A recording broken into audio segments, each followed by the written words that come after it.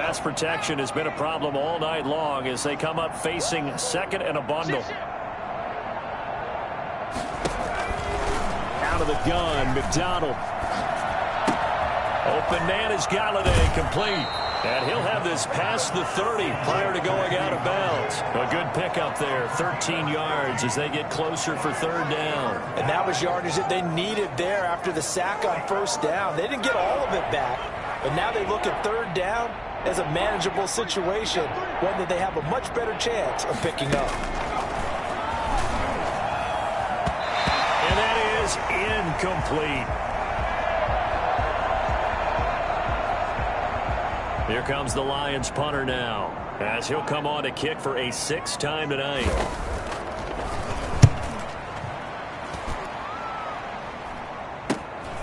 Taken from just outside the 30. So a change of possession here on the punt. Back now comes Tampa Bay, and you can bet that they are starting to sense it now.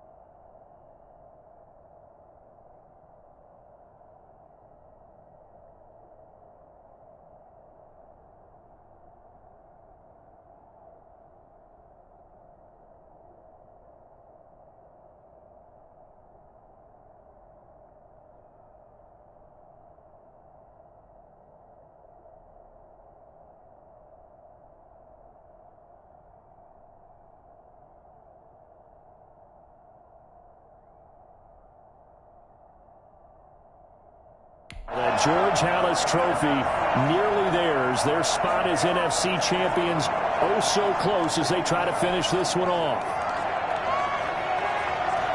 The Bucs offense set to begin their next possession. And this game comfortably in hand. The scoreboard speaks for itself, but you still got your starting quarterback out there. When do you go to the backup? Let him get some time. And that's one of the great questions in the NFL, Brandon, because I'm just going to tell you, in the 2015 season, I commentated on 3 games in a row. They were blowouts. And in none of them did the starting quarterback ever come out of the game for the team that had a big lead. And in each instance, I asked the coaches later on, why didn't you do that? And they all looked at me and said, just don't really do that in the NFL.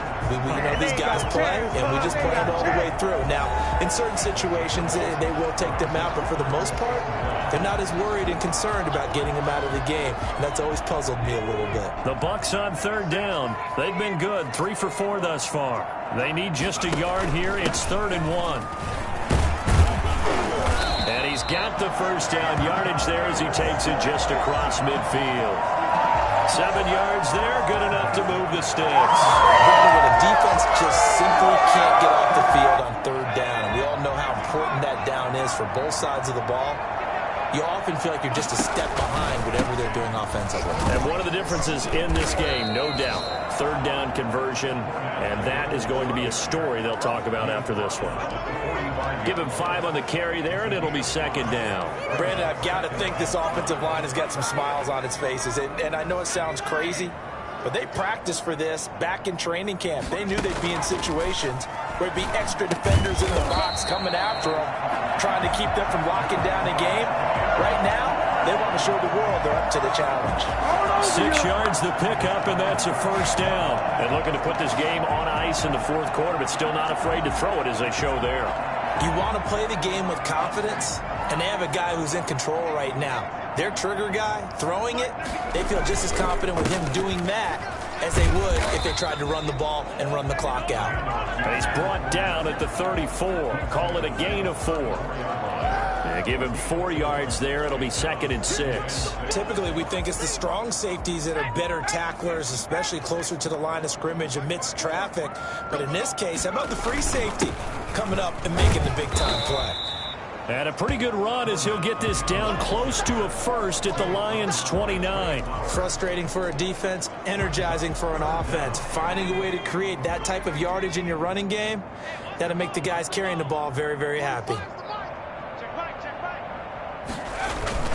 They'll try and run for it with Fournette. And he's able to pick up the first before he's taken down at the 27. It'll be a 2-yard gain, and it'll move the chains. Someone's been having a good game so far, and you know something? A lot has been power running. They decided to turn him loose again on 3rd down, didn't they? They did indeed. He delivered the tough yards. They'll look to throw now on 1st down. Pressure applied, and he's going to be taken down. They sack him back at the 33-yard line. Trey Flowers just would not be denied. That's a loss of 7. You never want to give up a sack. From the O-line's perspective, they hate it for several reasons, especially because they felt like they let little brother down back there in the pocket. Oh, no doubt. They have a ton of pride, and they go into every job wanting to keep that guy clean.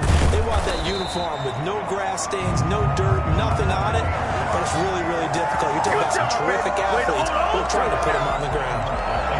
Well, he flew past 200, 300, 400 yards. Now he's over 450 yards passing on the day. So what you're saying is oxygen for everyone catching the ball and trying to defend? Yeah, especially those guys trying to defend right now. No doubt. They've got to be a confused group because they haven't been able to defend him very well at all. And I think he just wants to keep firing. When you have that kind of a day, you're just locked in. Just keep calling those pass plays. Just 2 minutes remaining here in the fourth quarter of what has been a one-sided affair. So it's Buccaneer football as we welcome you back. They've got a 2nd and goal now as they look to add a few more points here onto their total. And they'll get this from the 8 to the 5. Pickup of 3. That didn't just feel like good defense there. That felt like pride, didn't it? He's already gotten into the end zone twice, trying to get there for a 3rd time. No one likes to have the hat trick against them. 3rd and goal as they look to pour some more salt in the wound.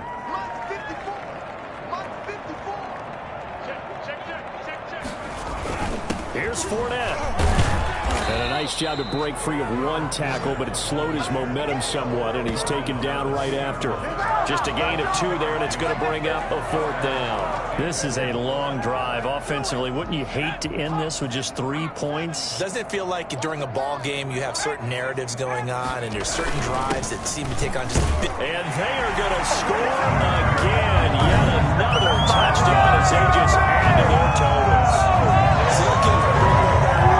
Which is to never call a game over until it's over, because this certainly feels like it's over after that drive. Yeah, that was spirit-crushing, wasn't it? And now you just kind of felt the air go out the balloon. Yeah, they were fighting so hard to stay in there, and they knew they had to stop them on that drive, but when they were unable to, I think you're exactly right. You could see them sag on their sideline, and I think this one might just be over.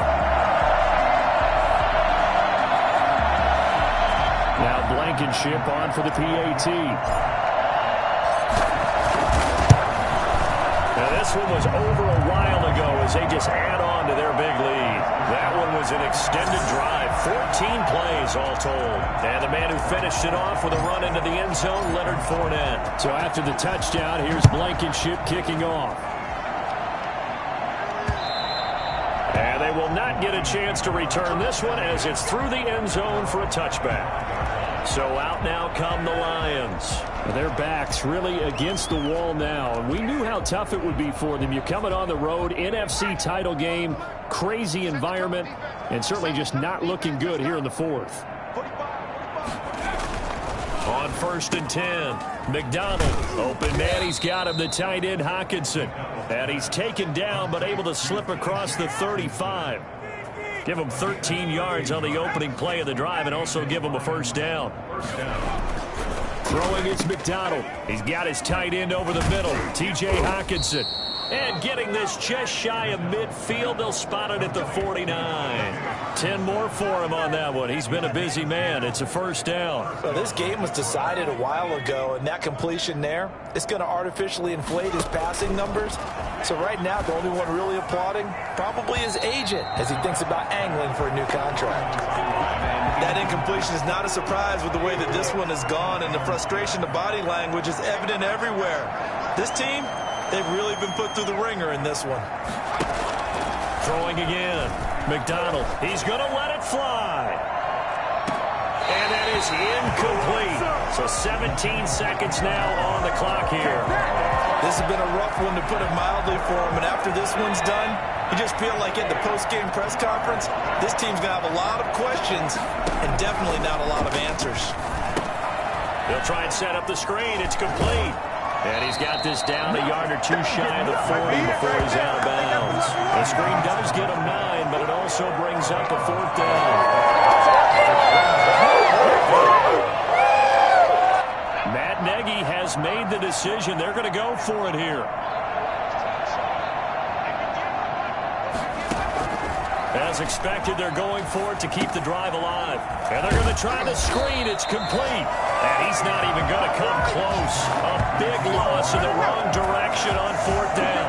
So they tried to go for it for pride, but it really wouldn't have mattered. This one, it was already determined. No doubt about it. This one was over a while ago.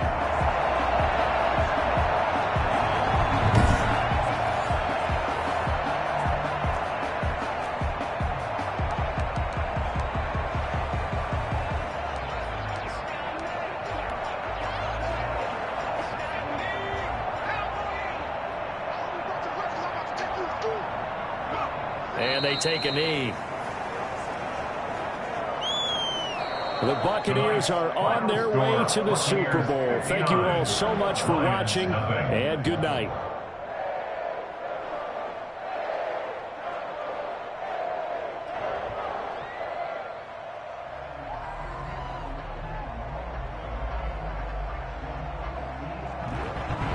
And that'll close the books on the conference championship. For Charles Davis, myself, Brandon Gaudin, and our entire crew, we'll talk to you in 2 weeks from the Super Bowl.